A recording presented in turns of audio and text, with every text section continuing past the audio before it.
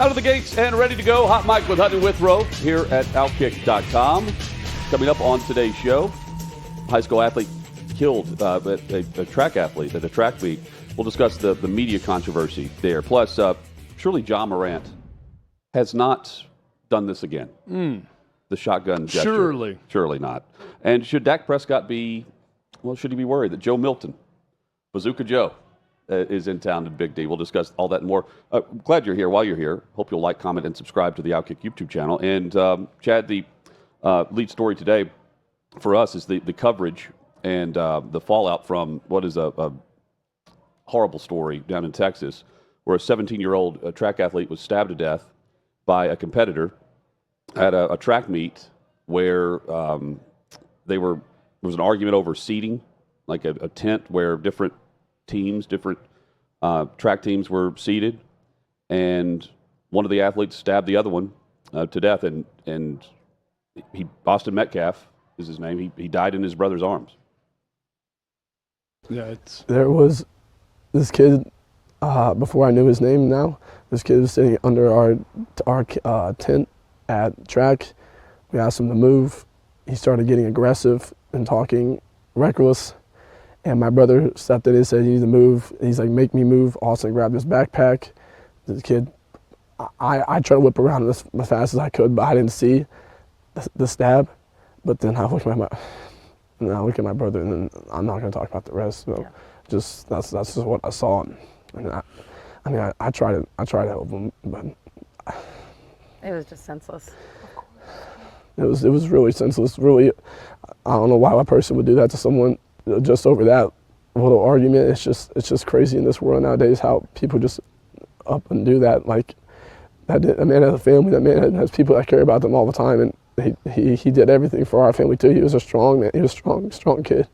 Absolutely horrifying thinking about this, and you see the Austin, and then Carmelo is his name, Carmelo Anthony, as the other athlete who stabbed Austin. Black and white, and here's the father of Metcalf discussing that. And he was an amazing kid too. We'll get you to speak about him in just a moment. But I think a lot of people at home are saying, wait a second, how does this happen? He goes to a track meet on Wednesday and is murdered. What happened? I wish I had all the answers. The answer is my son is gone, and he'll never come home again. I want to clarify something right off the start, because I've already heard some rumors and some gossip. This was not a race thing, and this is not a political thing. Please do not comment if you do not know what happened. Do not turn this into a racial thing. It was not. Do not politicize this. It's not. This is a human being thing. This person made a bad choice, and it affected both his family and my family forever. And one more from his father on forgiveness. The sad part about it is he died in his brother's arms. They were twins, identical twins. And his brother was holding on to him, trying to make it stop bleeding. And he died in his brother's arms. And I rushed up there, and I saw him on the gurney. And I could tell. They said he wasn't breathing. I could see all the blood. I saw where the wound was. I'm not trying to judge, but what kind of parents did this child have? What was he taught? He brought a knife to a track meet, and he murdered my son by stabbing him in the heart.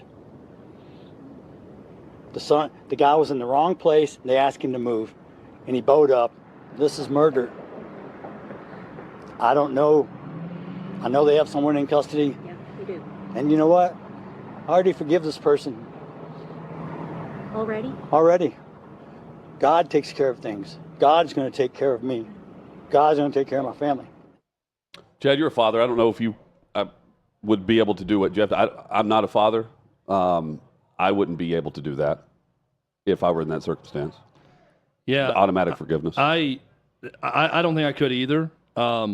He's a bigger man than I would be in this situation. Obviously awful and tragic all the way around. Having listened to that too, I'll say this. Yes, I'm a father. I don't think it takes a father, though, to understand how tragic this is or to have feelings about this and to think about, I mean, if you're a brother, if you're a sibling, if you have a close friend, think about that close friend, that brother, that sibling, that whoever dying in your arms when you're trying to save them. Now, this is an identical twin that's his twin brother dying in his arms after just a horrific attack. I will honor Jeff Metcalf, the father, though, in not making this about race or politics. Also, that's what I'll do. I'll honor the father's wishes when he says this isn't a race thing and this is not a political thing. And I agree with him. It doesn't need to be that in this time. Here's what I would like to know about all of this. And it's something Clay talked about when he joined us.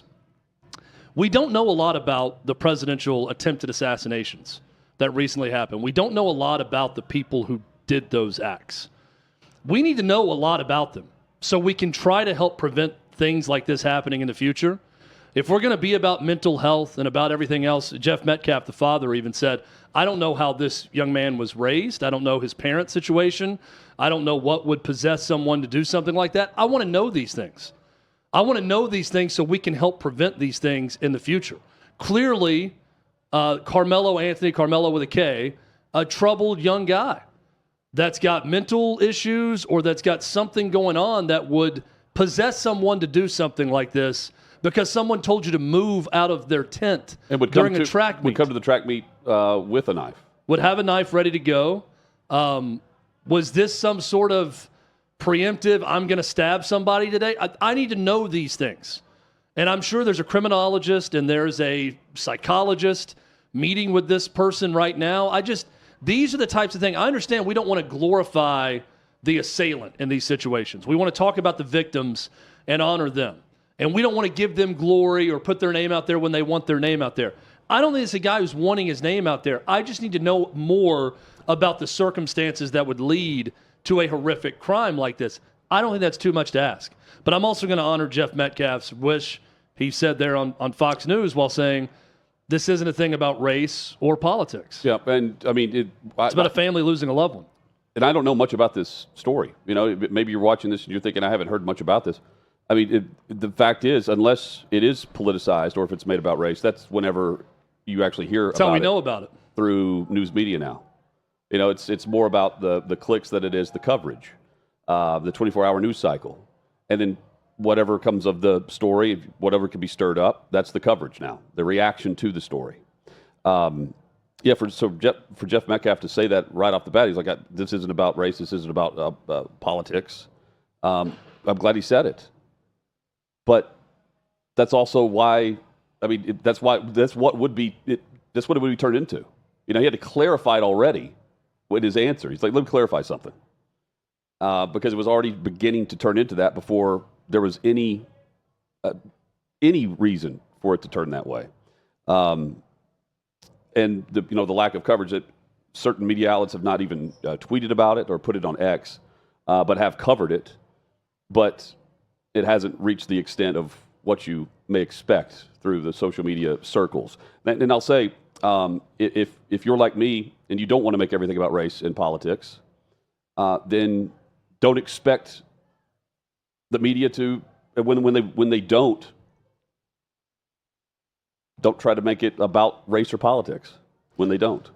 It's really unfortunate when they don't cover it. To your point and everything you're saying, I'm totally with you. It's unfortunate though that we're kind of in this spin cycle of it's not the news might not even get to me unless there's some political advantage to someone or some sort of narrative trying to be spun. The algorithm? Yeah, and I do feel that way. Like I watch the Today Show a lot of times in the morning. I get made fun of for still watching the show, but I have it on while I'm eating breakfast in the morning or getting ready for the day. And there wasn't any mention of this, on the Today Show. That normally they would talk about crimes like this, but in the 45 minutes I watched, it was about tariffs for 25 minutes. It's about the economy tanking. It was about a global economy going away. It was having economic experts come on and talk about it. There was some sports mixed in. I didn't see this, and I do have to ask the question, why? It's news. It's a tragedy. It's out of the ordinary. Why are we not seeing more about it? I don't know. I'll just say that it's unfortunate that to get a news story out there or to hammer on a news story, I feel like we're in this perpetual cycle of, well, how does it benefit my audience or how does it benefit whatever I'm trying to accomplish?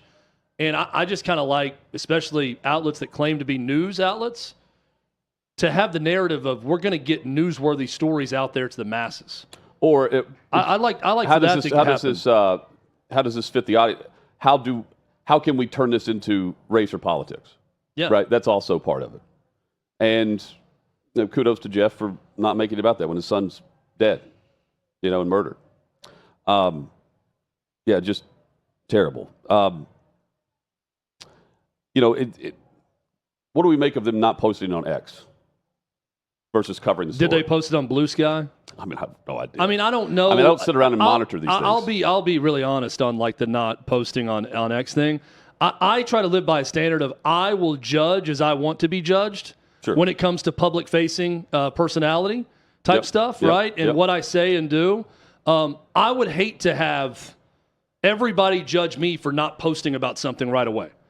My God, you didn't even post about this, but you posted about that. Why did you post about this and not about this? Why are you talking about this and not talking about this? I don't know. Now, does CNN or someone who didn't, but do they have more of a responsibility from their account to post the news than I have as an individual? Sure, they do. But I don't want to get into the scorekeeping of what was posted on social media and how many times, and I'm going to go keep a scorecard of who did what and then crucify someone over not posting something or posting something too much or any of that. I think that's a dangerous game to play. Taking a murder and then turning it into scorekeeping. I don't think that anyone that criticizes that truly wants to be judged in the same way. That's right. Does that make sense? Sure. Right? I try to do unto others at times, especially when it comes to public stuff. And we got in this with the Stephen A. Smith LeBron thing. So I think Stephen A. Smith is way out of line to bring up personal stuff, even though he's acting like I've never talked about it, and start to feed all these rumors about LeBron James. I think if they know each other and were friendly in any way, I think he went overboard with that. Do unto others as you would. I don't want people to sit and scorecard my own accounts. We talk about this with people when someone gets famous and they go back in time and look at everything they've posted on social media, just trying to get the gotcha moment. I'll do the same with like news outlets and what they post and what they don't. Did you cover it on TV? Do you have a story up about it?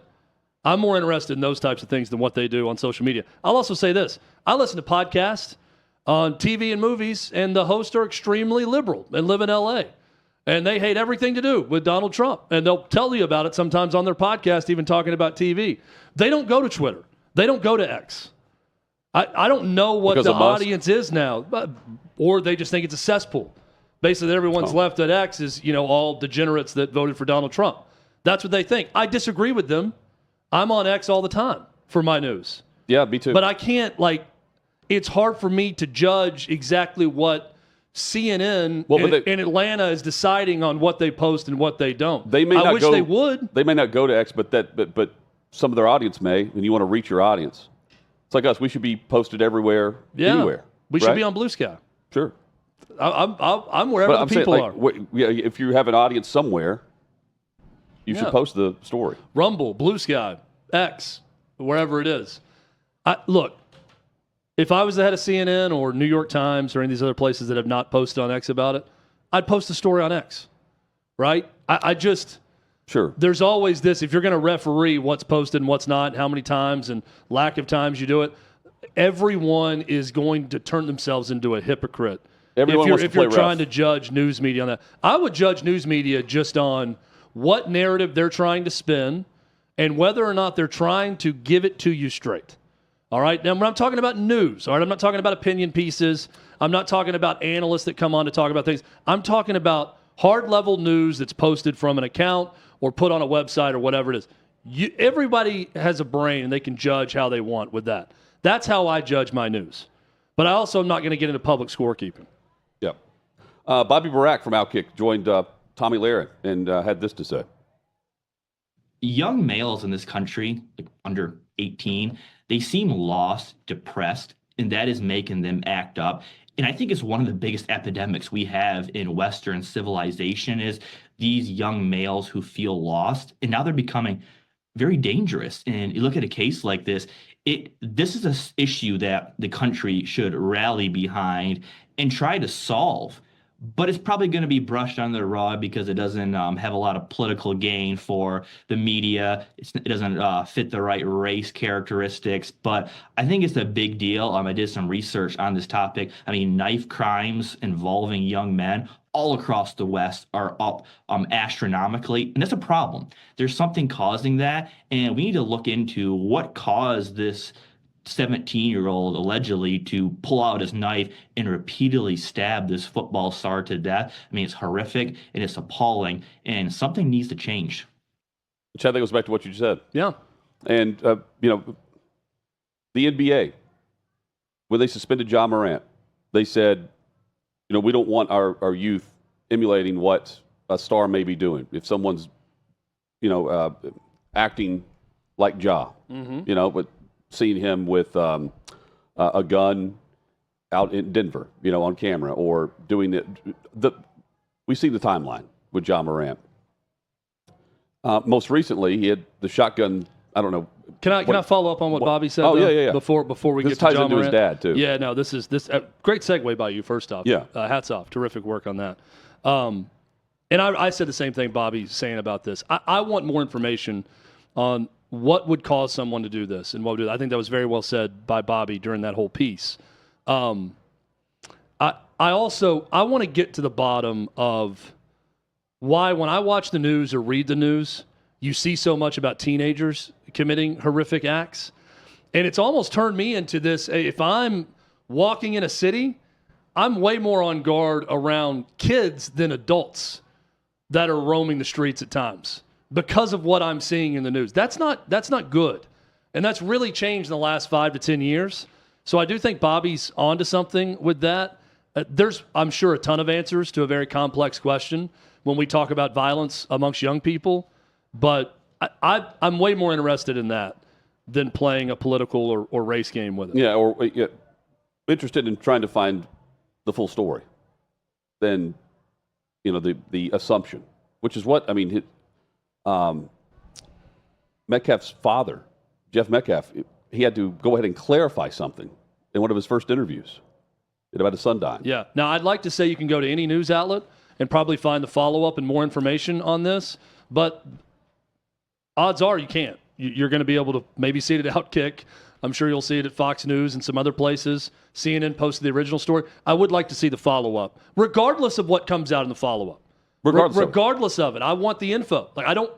Let's stop this game of hide and seek of, hey, we like this story. We don't like the follow-up to it. We don't like this, so we'll cover this. No, cover it all. The only way we're going to actually get answers and learn more about what's going on in this country is to cover every story the same way at all the big outlets. And I hope all the big outlets cover it. Instead of covering how the other media outlets cover it. Right. Yeah, that's not the story here. If in fact if we want to evoke change on how something like this would be handled. Yep. The NBA's fined Ja Morant $75,000, citing not just the warning where it was he and Buddy Hield for the shotgun gestures, but Ja did it again. NBA cited 2 finger gun motions from Morant in Thursday's game in Miami, hours after the league had issued a warning to Morant and the Grizzlies about refraining from the gesture. He hit a 3 and then pops off. This is early in the game, intentional. He's pointing right at his bench against Miami. Talk about arrogance. Yeah, he's provoking the commissioner. He wants the fine. Suspend him. Does he want the suspension too? He's been suspended twice. Without pay? That's the next step. What does he do now? If I'm Adam Silver and I'm in New York and I'm in the league office and I see that, first off, the fine's going to be more. And then I'm telling them, we're suspending you the next time if you do it again. Hutton, I happened to tune to this game last night on TNT. I turned over there. Wow. There were about 700 people in the stands. Stan Van Gundy, Brian Anderson were on the call. Down in Miami. For Heat Grizz. And I saw the start of the second half when I tuned in. Now, granted, people may have been coming back to their seats from the concourse. That's why 700 people were in the actual arena for this game. But first play, dish out to Ja Morant, corner 3, bang, and then the literal bang where he turns to the bench and starts doing this. I'm thinking, did I just see that correctly?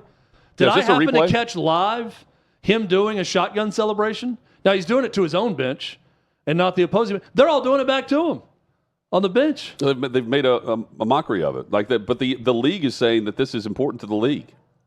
So, I mean, you have to suspend him next. By the way, they play in Detroit tomorrow evening. Well, let me say this, too. John Morant, terrific player, certainly important to the Memphis Grizzlies and the city of Memphis and all of that. He is not detrimental to the NBA's success. Like, with everything that's gone on, like, if I am Adam Silver, I'm getting across to him, dude, you're not our biggest star here. We're not sitting around concerned about you because you're going to grow this game globally and help us with our revenue problem that we have currently and our television ratings problem. Just understand, you can be had like anybody else. And if you keep this shit up, you're done for the rest of the season. And your team that continues to suck will not make the playoffs and may not want you around eventually because we're going to continue to suspend you. Like, if somebody doesn't give him a swift kick in the ass, it's certainly not going to be his dad who fights with referees on his behalf every game. Then this is going to continue to happen. He's doing That's why I laugh at the $75,000 fine. He's representing the most dangerous city in America. Yeah. That's the other part of this. Yeah. And in the suspension from last year, Commissioner Silvers has said, we don't want our youth, emulating our NBA stars and what they're doing in regards to this. Now, in the statement yesterday from the league said that this was not violent and this gesture was not violent in nature or something. But yet they continue to. But that's a part of their policy, I guess, as to how it would lead to a suspension or a fine. But then they fine him because he keeps doing it. This is mocking it. And, I mean, if you're mocking it here, don't you double down on it next time, don't you? If you're Ja? Just knowing his, this is perception is reality to me. I mean, he's saying I'll mock it once. He can't just. Is he just going to comply now? All of a sudden, he's yet to do that. So he's running right into another suspension and doesn't care, and that's the troubling part of it. Well, Adam Silver is the beta to David Stern's alpha. That's another thing I continue to see with the NBA and how he handles these situations. I mean, David Stern, if you believe all of the rumors and everything else, he suspended Michael Jordan at the height of Michael Jordan. Well, he changed the dress code. Oh, and I'm about to get to that. Yeah. At Malice in the Palace, he said, you're going to wear what I tell you to wear to games. I don't care if it appears racist or whatever. You're going to dress like professionals. And we're going to tell you what dressing professional looks like. You're going to be ready for a job interview now in 2004 NBA because you can't stay out of the stands and stop from fighting fans. So here's going to be the response to it. Meanwhile, Adam Silver, hey, guys, it wasn't violent in nature, that celebration, but we did warn them not to do it again. And the very next night, they do it. And $75,000 fine? $75,000, yeah. So this is from the league telling ESPN, like Buddy Hield, along with teams, for gestures on Tuesday night. So the team was also warned. So now you have the entire team doing that back to Ja. League ruled that the celebrations were not intended to be violent in nature, but inappropriate and should refrain. Well, David Stern would have given the Memphis Grizzlies the death penalty for this. They'd be excluded from the playoffs. Well, the way he responded to things compared to Adam Silver. This wouldn't have happened because Ja Morant would have been dealt with in a different way. Yeah, he would have stopped the first time. It was a 25-game suspension. And so this is right before tip-off, a few hours before tip-off last night, when he says Ja this, Ja that. Let's go back to, like, when Ja was suspended, you got Barkley and others that are coming out and saying, like, this is something like we've got to, hopefully he understands the severity of this, the significance of this. And that's kind of gone by the wayside, and now, and this was also during a time where Memphis was relevant, in terms of like the NBA, like they were in the Western Conference. Yeah. They don't suck, but they're not at the top where they were. They won last night, right? I have no idea. Yeah, I think they ended up winning. Right? Thumbs up, guys. They beat the Heat last night. I'm pretty sure I saw that. You're the only one who watched. Yeah, I turned it off at the start of the fourth quarter. Right when things were getting interesting, I turned it off. I just had to see the gun celebration live. They've lost 8 of 11, right? They had lost 8 of 10 going into last night, so they've lost 8 of 11. But this is the only headline for Ja Morant that we have is whenever he's doing something like this. David Stern. Imagine if David Stern, what he would do with this situation and how much more harshly the Grizzlies and Ja Morant would be being dealt with right now. And keep in mind, too, like Silver may be doing this based on the CBA. what he's allowed to do through the owner's agreement with the players. But clearly, I would want to say he can hand down a $75,000 fine. What's stopping him from leaking that? Hey, he can only do this and this on these issues. I would want that news out there. If I were the one in charge and everyone's hey, do something more than this. What we do know, I can't. What we do know is in regards to Ja, he had to go sit in front of Silver in order to get back in the league. Yeah. Last year. Was this like when Pac-Man went in front of? Was it Roger Goodell? It was Roger Goodell. Yeah. Where he went to the strip club. Remember he went to the buffet? The script club. He had the NFL security following him on a meeting with By the way, Roger Goodell. you missed a buzzer beater by Ja to win the game last night. And he went to the strip club? Ja hit a game winner last night. Look at that. But the headline is the shotgun. He called the dude guarding him. I just happened to see this on X, by the way. I'm very active on X. I have not given up yet. He called the dude guarding him a pigeon. He said that little pigeon couldn't cover me, and the dude's 7'1" that was guarding him. I just happened to see that. My algorithm somehow directed me to NBA Twitter, and I happened to see that quote this morning. He called him in the postgame with whoever the TNT sideline reporter was, a little pigeon that was guarding him. Who determines the algorithm? You talking about shooting pigeons? Is this also a gun reference that I'm missing? Yeah, that's what it is. I think he's the pigeon hunt. He's not. Yeah. Big bird hunting guy. Duck hunt's coming up next. Hey, duck hunting and close to Memphis, big deal. We got a lot of good duck hunting in that part of the country. Let's go west Arkansas. Good duck hunting. Ja Morant. The only duck hunt I'm concerned with is the one on the original Nintendo. Me too. What a game. We get it close to the TV and do it? Oh, yeah. No, it wasn't as much fun. But it was. You did a couple times man, look at my high score. And then you have to back it up and do it again. Remember the track and field game where you're my heels and the balls on my feet? I've never been more sore. I ran a half marathon and had plantar fasciitis from it. I think I had worse plantar fasciitis at 8 years old.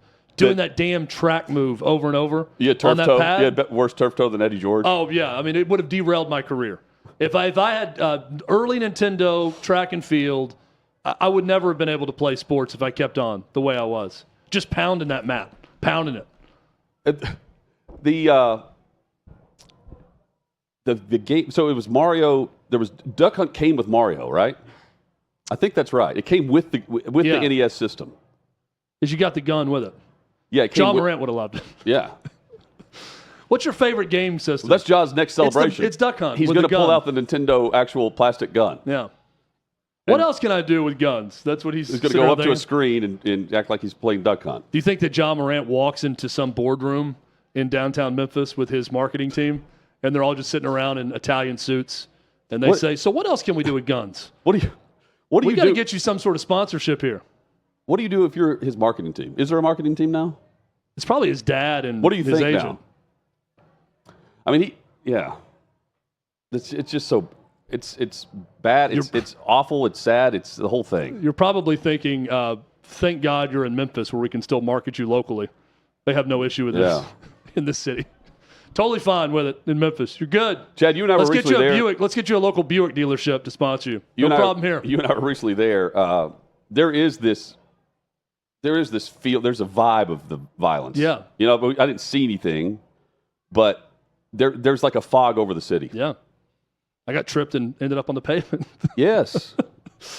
There's also a vibe of 1987 in the city of Memphis. That's the best way I can describe it, the only building that's even semi-modern, which is really, when you go in it now, it's not even that great or modern, but is the FedEx Forum. It's that. And everything else, I went to Memphis for the first time in a drinking, going out setting in 2002 or 2003 in college. Has not changed a bit since then. I'm willing to bet that Silky O'Sullivan's, right next to FedEx Forum, has not changed since the 1980s. I mean, there is nothing that has changed about that city. Nashville is vibrant, skyrise. I mean, high rises everywhere. The urban sprawl is going everywhere, and Memphis is the exact same as it was when Mitch McDeere and Tom Cruise is running around in the firm on Mud Island and the Pyramid. And this is why it is. Except now it's Ja Morant is important to the Bass Pro NBA. Shop. Ja Morant's the face of Memphis. Yeah. And in Memphis, he's going to be protected, and they don't care about the gun celebrations. It's Ja and Penny Hardaway. But there's definitely a sense of impending dread when you walk around Memphis. There's just something different. Now, there is the Mecca, the Bass Pro Shops. Yep. Where, you... And that thing was built in the early 80s. Oh, yeah, but you go in there, it's immaculate. It's better than the pyramid for MGM out in Vegas. I remember getting a little bit excited when we were driving into Memphis, and I was like, Hutton, there's the pyramid. And you could just see the very top of it. And that's when we started talking about the firm. And I said, Tom Cruise once ran through these streets trying to avoid henchmen of a law firm. It was definitely him. He was going to Mud Island. I think he took like something to go over to Mud Island and was running around. He wasn't going to O'Sullivan's? I don't think he went to Silky O'Sullivan's. I don't think they shot anything there. Someone's definitely been shot there, but for sure. I don't think they shot any of that film there. Dak Prescott, was he shocked about Joe Milton being signed, retraded, where the Cowboys go out and get Bazooka Joe, speaking of guns? Well, LaShawn McCoy says Dak better watch out. I'll just be honest, man. Listen, if Dak Prescott has a postseason like he's always had, going to that next year, right? Dak, find a realtor. Because Joe Milton got talent, he can play. And I'll say this, y'all laughing and all that. I've seen other quarterbacks get paid a lot of money and they move on from it. Right? We've seen it happen. Okay. We've seen it happen. He's saying that he's seen quarterbacks get paid and move on, like not playing as hard. And then they move, the organization moves on. Oh, yeah, okay. That's true. And sure, they can move on from Dak Prescott. Did LaShawn watch him in college at all? That's what I was going to ask. Joe Milton is known for being a great practice player. Phenomenal. Beat out Hendon Hooker. And we're all, I say we're all. Everyone that's, say Dak better watch his back, they are judging this off of one game last year where Joe Milton goes out and lights up the scoreboard. Yeah, he did well in that one game. He did. In a role where he's playing against other players, like he's playing against it's the equivalent of Tennessee opening up against Bowling Green, Chad. That's the equivalent for me. A meaningless game. Point being, don't judge it based off one performance. Go back and watch.